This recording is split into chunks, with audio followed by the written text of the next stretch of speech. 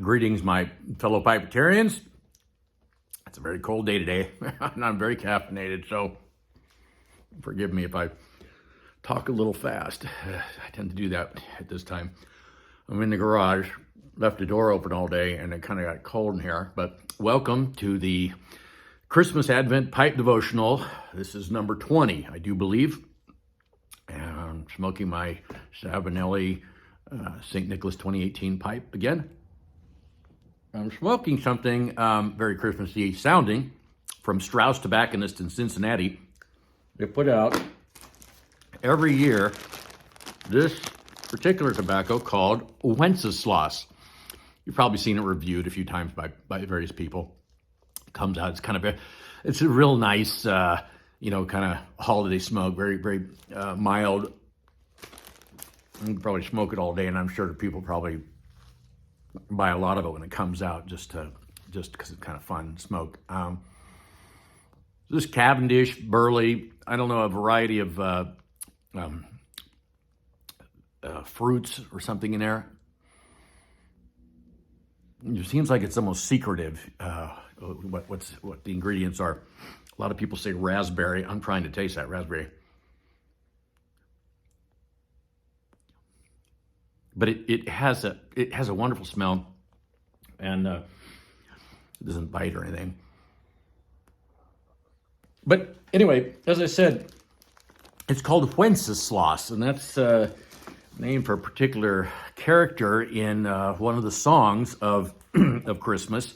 Not everybody sings. A lot of times people dress up in Dickens characters and stuff, walk around, do carols and sing such songs as Good King Wenceslas, which I'm sure this is named for.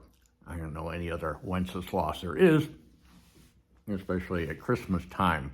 So I'm going to share with you a little bit about him, what he did, and talk about this a little bit. You know what these are, right? It's a pipe tool. We all know these. They have 3 items on them: a pick, a tamper pick, and a scoop or a reamer or a spoon, depending on what you want to call it. Somebody said originally these things were for, you could poke the end of a cigar with that. You could, if you were doing snuff, you could sniff out, stuff them out of there, and of course the pipe tamp. So any kind of tobacco you might be involved with. The pipe smokers are generally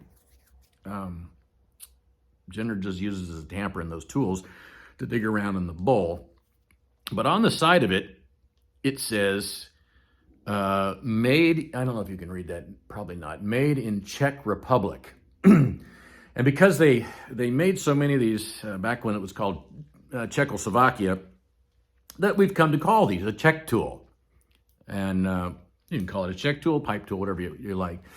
But our character that we're talking about today, Wenceslas, is from there, that area. So when you sing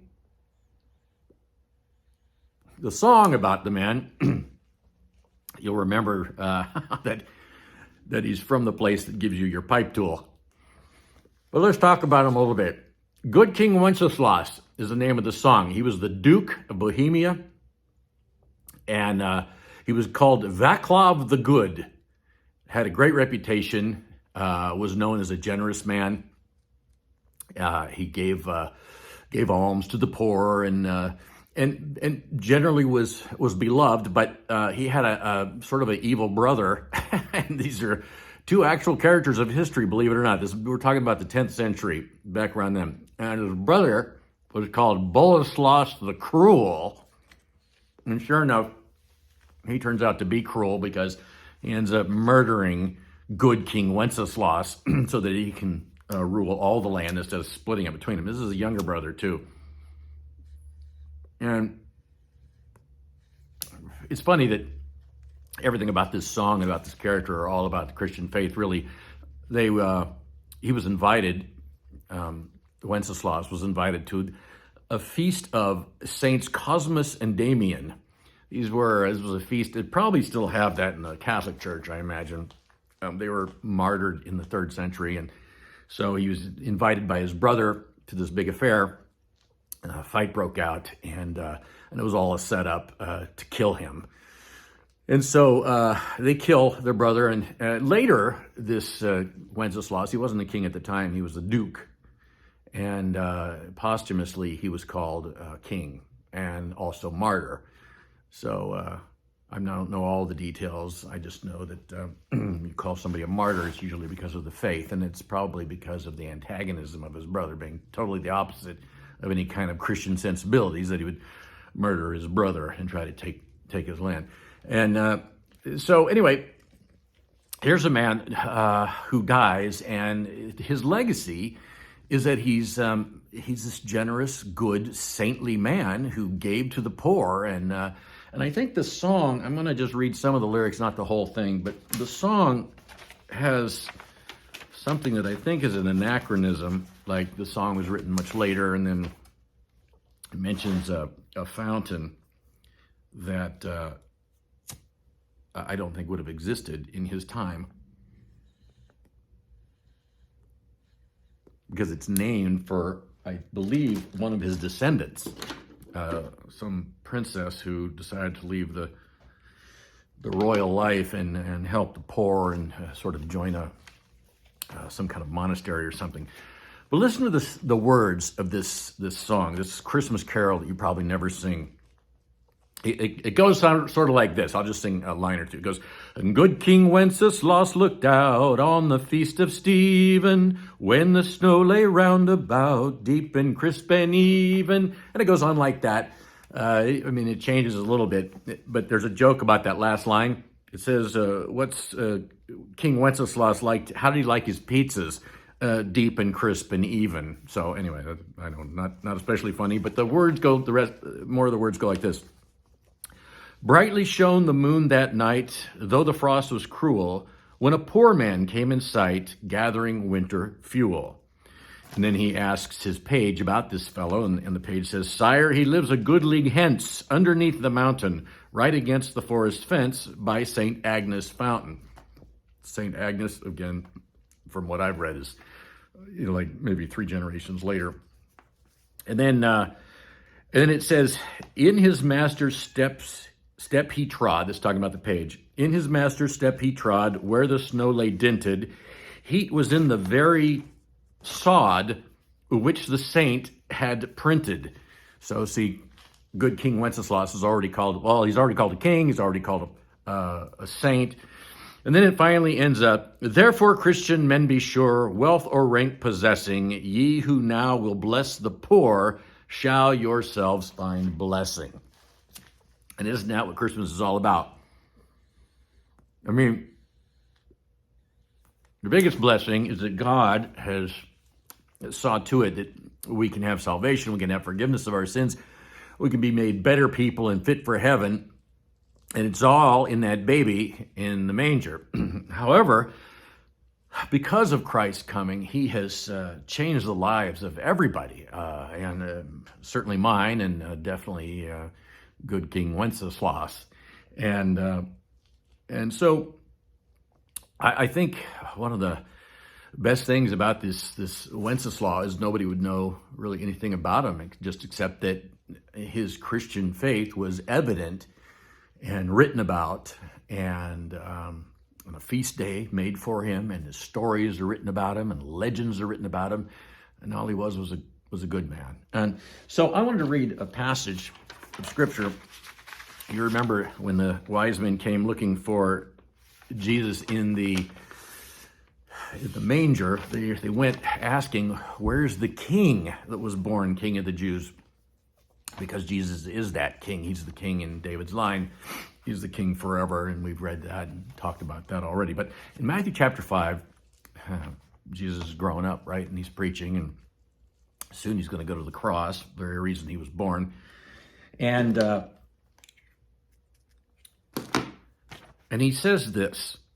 It says, "When the Son of Man," that's Jesus, "comes in his glory, and all the angels with him, he will sit on his glorious throne. All the nations will be gathered before him, and he will separate the people one from another, as a shepherd separates the sheep from the goats." Again, the shepherd motif. "He will put the sheep on his right and the goats on his left. Then the king will say to those on his right, he's King Jesus, "Come, you who are blessed by my Father, take your inheritance, the kingdom prepared for you since the creation of the world. For I was hungry, and you gave me something to eat. I was thirsty, and you gave me something to drink. I was a stranger, and you invited me in. I needed clothes, and you clothed me. I was sick, and you looked after me. I was in prison, and you came to visit me." Verse 37, "Then the righteous will answer him, 'Lord, when did we see you hungry and feed you, or thirsty and give you something to drink? When did we see you a stranger and invite you in, or needing clothes to clothe you? When did we see you sick or in prison and go to visit you?'"